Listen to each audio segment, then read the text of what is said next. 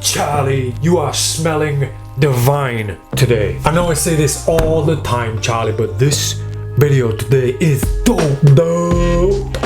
This is a dope aerial move, Charlie. A move in which two red aces are seen to fly out of the deck. You catch them in the air and they have the selected playing card between them. It looks beautiful, Charlie, and it's easy to do. So without further ado, let's get to it.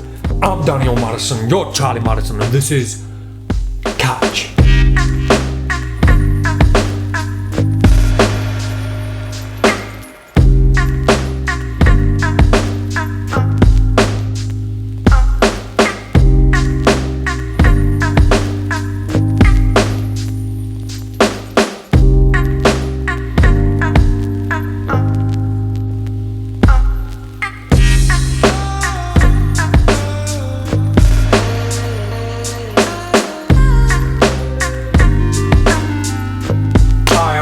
Madison, welcome back. Thanks for being here. Thanks for choosing to spend a bit more time with Charlie Madison and me today. We both really appreciate it. I know I say it all the time, but this is a dope video. This started for me as a sandwich trick, but it became something. It developed along the years into something that's more an introduction to a sandwich effect. So you would begin with this as a way of introducing the two red aces, for example, for a sandwich routine.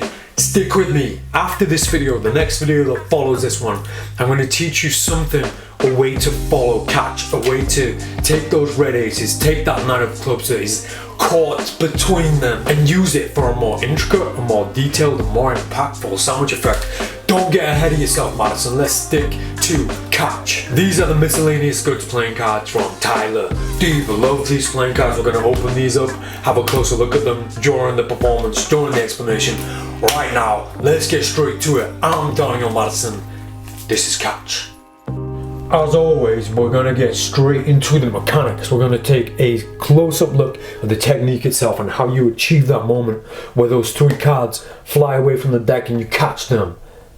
There's moving parts, there's all these different parts where you cut in the deck and they all seem to fall into place, and it looks more difficult than it is. When you achieve this, you will realize actually this is really easy. It shouldn't be this easy, but it really is easy if you do everything right, if you do the things right that I'm about to tell you. Before we get into the performance, as always, I want you to know the mechanics first. I want you to know exactly how to execute that moment, that important, I was going to say pinnacle moment, I guess.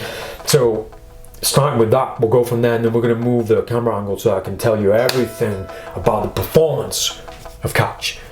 Take two red aces out of your deck, take the nine of clubs, and we'll start from there. The move itself, we need to be in position for the move, so we're going to take the two red aces face up, the selected nine of clubs as always, in between them face down, so we have the sandwich situation. These three cards are going to be at the very bottom of the deck. So we arrive in this position somehow, and we'll get to that in the performance part of this video once I've explained the mechanics. So those three cards are at the bottom of the deck. We're going to take the deck, hold it like this. upper mechanics grip, just at the end of your finger, so finger one's underneath. Make sure no one sees underneath the deck because they're going to see this discrepancy. With your thumb, with your right hand thumb, you're going to riffle 1, 2, 3, 3 cards, the bottom 3 cards away, and they're going to lean away from the deck like this. They're going to tilt away from the deck like so. This is the position we need to be in from the beginning. Once you are like this, you don't have to do this, but I would suggest pushing those 3 cards back slightly with finger 1 by no more than 1 centimeter, so that those 3 cards are kind of leaning away from the deck of the back by 1 centimeter. You don't have to do that. I find it helps at the moment where you're going to throw that final packet. From this position, we're going to take this hand, the free hand. I don't know my left from my right. My right hand, the free hand, is going to come over the top, and we're going to hold everything at the back. So thumb goes over the front like this, over the side should I say, right at the very back. Fingers 2 and 3 are going to go here at the back, so we can hold everything like this. Obviously making sure nobody sees the deceptive part of this. Now from here we're going to go straight into a Hindu cut. Hindu cut looks like this. We pull with finger 2 on the thumb of the now free hand of my left hand, about 10 cards from the top, and we allow them to fall into the hand like this. So we do this quite a few times, maybe 5, 6, 10 cards at a time. And then as this packet gets down to about 20 cards, we pull like this. This hand comes back, the right hand's going to come back, and it's going to go around here to this position where I'm going to flip the packet. My intention here, we'll leave the aces there for now, my intention here is to achieve this. All I'm trying to do is to get that packet to land here. I don't think about these cards. So in itself, without the aces, 1, 2, 3, 4. So practice this first. 1, 2, 3, 4. 1, 2, 3, over to the side, flip it up. So when I'm flipping that packet up, finger 1 presses on the back and the hand kind of just tilts, and it's very easy to achieve that. Just let's say it's very easy, I get it wrong. It's very easy to achieve just a half flip because the right hand that's holding that flipping packet, when we get here, this is when we let go. So we're not doing a full flip. It does look like a full flip, but really it's a half flip because our hand does half the work and then we let go. So it's very easy to achieve this, and it kind of looks a bit like a flourish. The more you get confident with it, the better, because we want that packet to actually throw it and land in position. So we want it to look like this.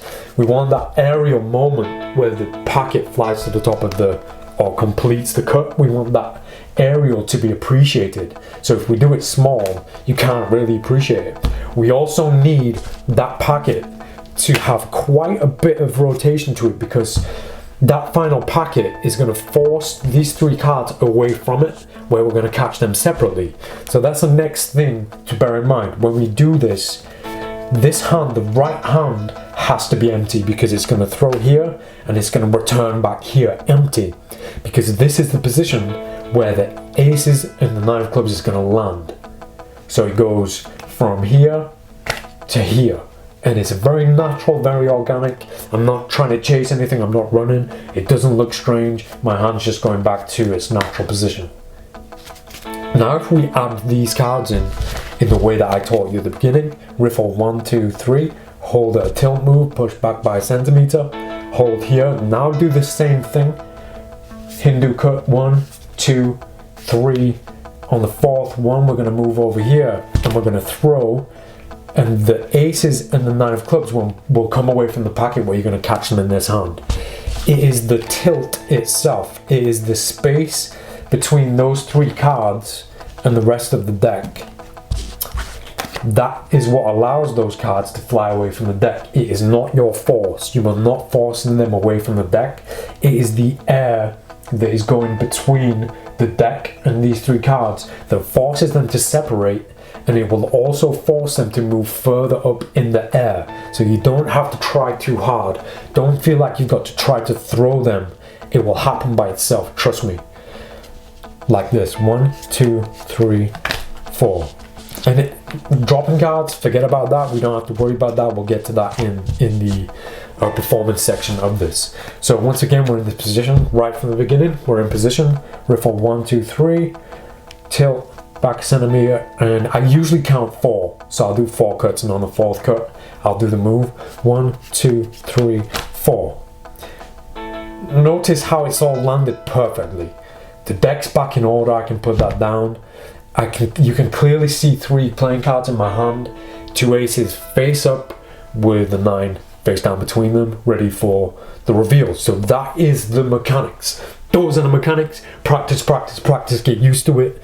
Learn as much as you can with the way that the cards leave the bottom packet. Learn as much as you can from experience, because there's only so much I can tell you on film. The rest is down to you figuring out what happens in your hands. You need to experience this to appreciate. So practice, practice, practice. Now, time for the most important part of this video, the performance. My original idea for this starts with a bit of a setup where you have to have the 2 red aces face up on the bottom of the deck.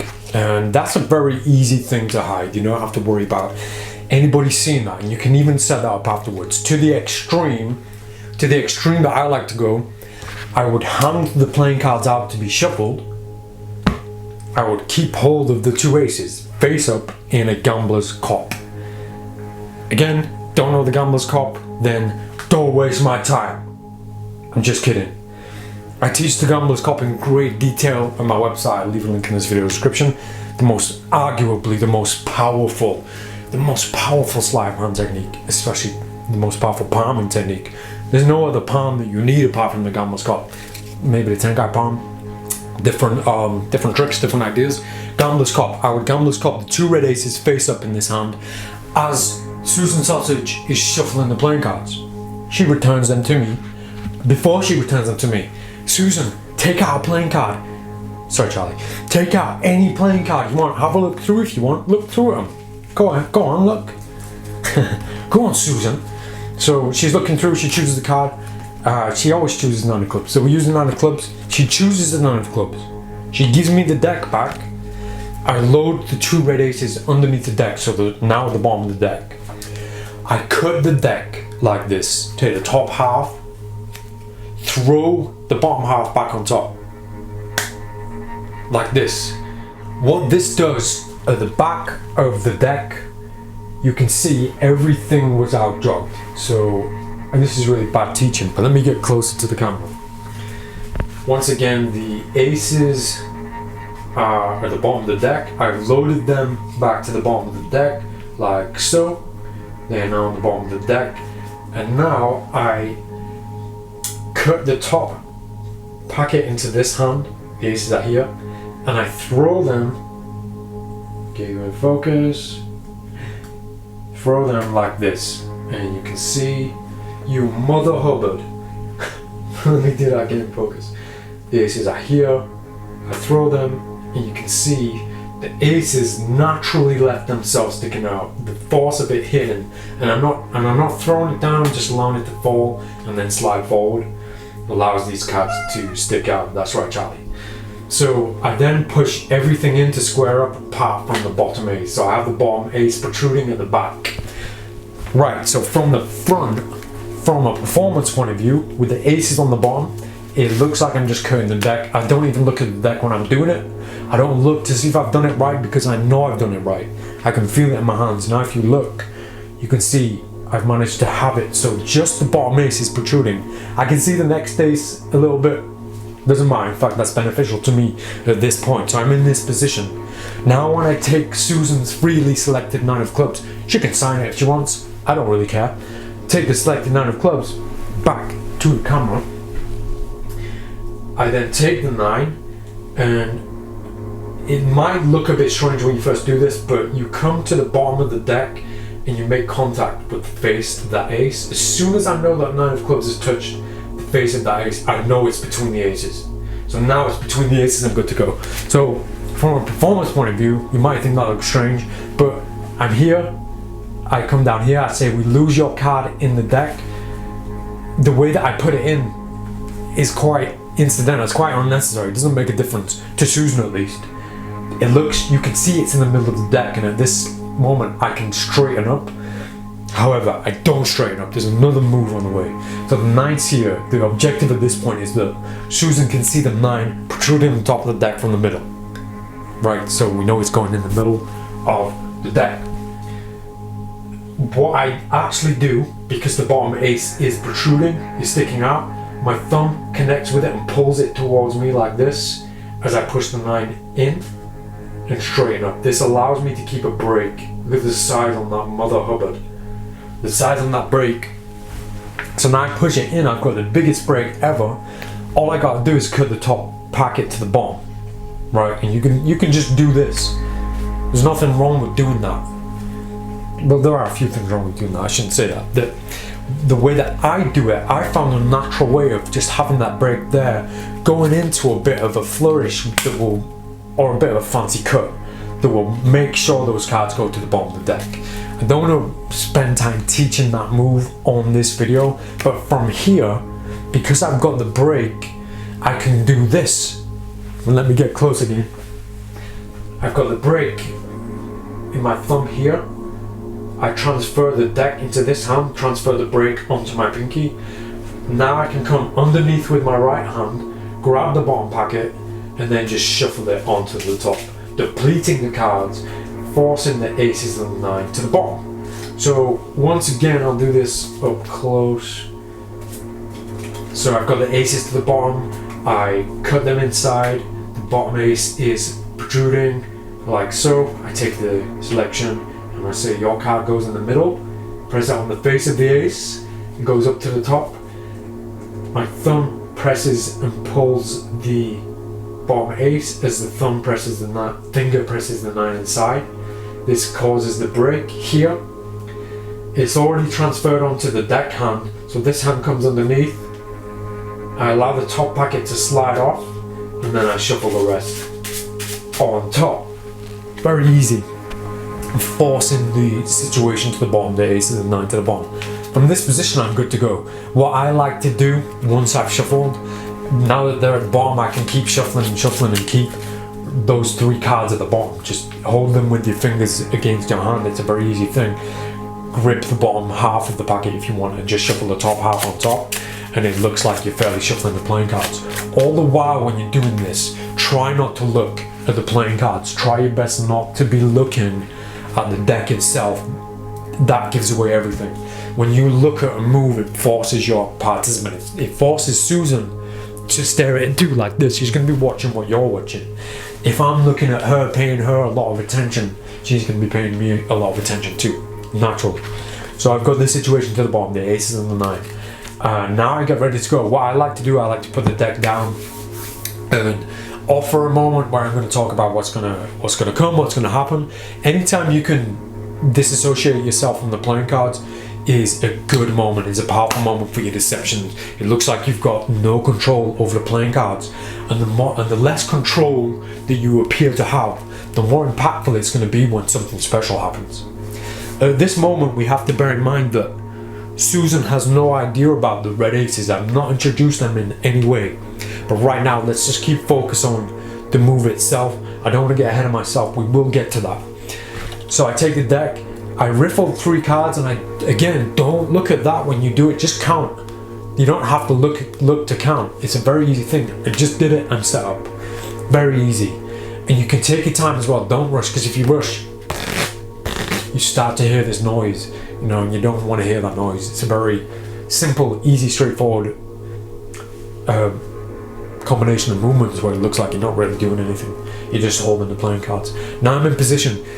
I have to think about where Susan stood, because if she stood here, she's going to be seeing things that she shouldn't be, that I don't want her to see.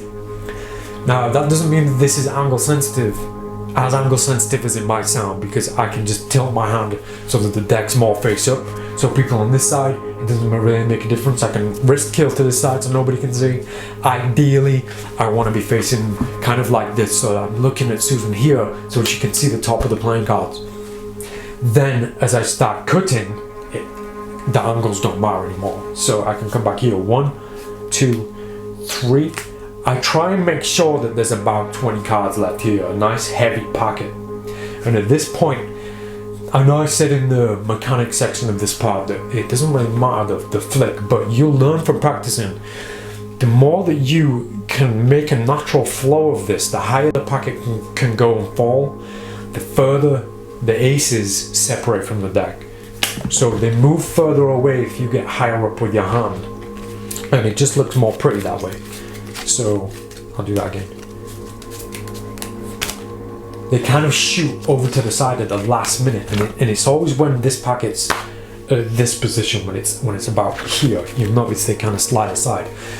Alright, the table's a good idea too, we'll get to that in a second.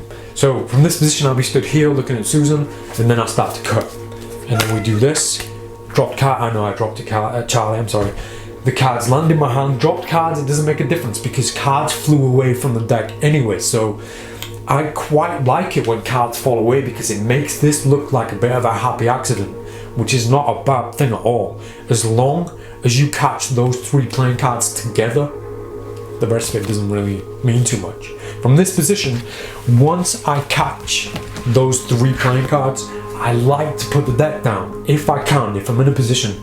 Don't go putting it in your pocket, it looks like you're up to no good. If you can put the deck down, then do. Especially if you're going to be watching my next video, the one that follows this. This is an important moment. At this point, all that's left is to reveal. You reveal a 9, do it however you want, between the aces. So that's the core performance, the core mechanics of everything. Now, the development of this, for me, I like to use this as a way of introducing a sandwich effect. So I don't mention the red aces, not at all, right up until the moments before I do the shuffle. So get into position, get to the point where you've shuffled and you've done it, you shuffled and you're gonna put the playing cards down. At this moment, I would say, I'm going to show you something with your playing card. I'm going to use your playing card. It's lost in the deck. I'm a magician. This is the card trick. The whole point is that I find the lost playing card. However, I want to use 2 other playing cards too. 2 cards that look similar, that are going to act as helpers, sandwich cards. Explain it how you want. It's up to you how I explain this, but this is my way of introducing the red aces and giving them a meaning, giving them a reason to be there. So I say we need 2 more playing cards because I'm going to show you something with your playing card, not just your playing card, but with 2 others as well. So now I get into this and I say, look, we use 2 red aces and your playing card. So in and of itself, it's not really a trick. For me, it's not. You can obviously perform this as a trick, and it can be a trick just there, just that move itself. But for me, this is an introduction to a sandwich routine. This is how you introduce the idea of 2 mates, 2 red aces. Now I can use them for tricks. It's always really strange in a trick where you say, right, I need 2 mates, let's use 2 red aces, let's find 2 red aces. I like the idea of them kind of showing up in a flourishy kind of way, in not necessarily a deceptive way, but a way that's going to go, whoa, that was cool. So that you're not just going, oh, let's use 2 red cards. You know, it gives it a little more depth, it gives it a little more power to your introduction. We're magicians, you know, the way that we introduce a playing card, sometimes they'll fly away from the deck. Everything's kind of has a bit of showmanship to it, and I like the idea of that being very subtle, but at the same time something that makes people go, oh wow, that was cool. And that's all this is really. This moment is, wow, that was cool. Found my card, and he found it in a strange way. Now I'm in position. I've introduced 2 aces without saying, oh, I need 2 red cards. I've got my aces. Now I can start doing tricks, sandwich tricks, without having to explain what a sandwich trick is, because I've just explained it by the performance, by the demonstration of it itself. Now the video that follows this is going to be dedicated to sandwich ideas. I've got so many ideas with sandwich style effects, but before I even move on and talk about that stuff, I want you to play with this idea try it with 1 playing card flying away from the deck, but also try it with maybe 4. What if it was 4 aces on the bottom of the deck? Somebody shuffled, you did the move and then did catch itself, and all of a sudden you've caught 4 aces in the air. I don't want to give too much in terms of demonstrations and performances for you right now on film, because I want the focus to remain on sound effects, because the next video I think you're gonna love. So play with that. I'll give maybe a few days before I put the next video up so you've got enough time to practice, because we're gonna need this for the next video, for the next lesson. With all that being said, I appreciate people don't necessarily like the long videos, and I think I covered everything in this. I'm gonna go into so much more detail with this and ideas about this for a Malliance only video over at Madison IST. So Malliance members, more on the way. Everybody else, outro. That was Catch. Hope you enjoyed it. If you use it, I'm looking forward to seeing you use it online. As always, don't tag me, because that'll lead your audience to me where they'll find the method, and that's a bad idea. I'll be back soon with some more dope tutorials, including a video in which I'm going to explain a few different sound effects so that you can take a catch and use it in a more detailed, more intricate, more impactful trick. All I ask in return, make sure you subscribe so you get that notification bell going ding, ding, ding next time I drop a new tutorial. I'm Daniel Madison, thanks for watching, see you next time.